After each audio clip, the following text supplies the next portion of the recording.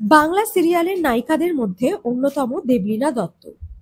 অনেক বছর চুটিয়ে অভিনয় করেছেন প্রধান চরিত্রে, ভালোবাসা পেয়েছেন দর্শকদের। তবে কেরিয়ারে তিনি সফল হলেও ব্যক্তিগত জীবনে ওঠানামা লেগেই আছে দেবলীনার। এক সাক্ষাৎকারে তিনি বলেন, তার যখন প্রথমবার বিয়ের ঠিক হয়, বিয়ের দিন বর আসেননি। বিয়েবাড়ি ভর্তি লোকজন, তিনিও বিয়ের জন্য প্রস্তুত, কিন্তু হঠাৎ জানতে পারলেন বর অসুস্থ হয়ে হাসপাতালে ভর্তি। তবে সেটা ছিল পুরোটাই মিথ্যা।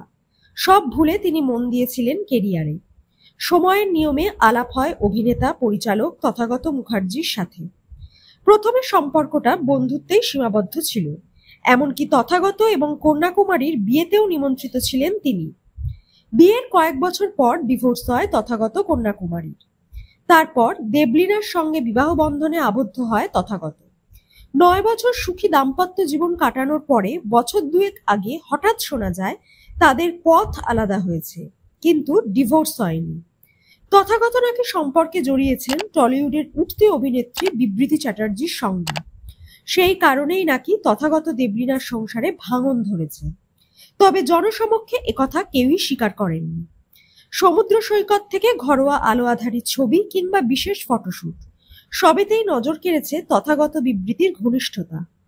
একটা সময় দেবলীনা বিবৃতিকে গ্রুমিং করলেও বর্তমানে বিবৃতির প্রসঙ্গ এড়িয়ে যান অভিনেত্রী। এক সাক্ষাৎকারে তিনি বিবৃতিকে চিনতেও পারেন না। তবে অন্দরের তিক্ততা দেবলীনা কখনোই প্রকাশ্যে আনতে চাননি। তাই হয়তো তথাগত ছবির প্রিমিয়ারেও হাজির থাকেন। জীবনে চলার পথে তথাগতর কাছ থেকে যে অভিনেত্রী অনেক কিছু শিখেছেন তাও নির্দ্বিধায় স্বীকার করে নেন।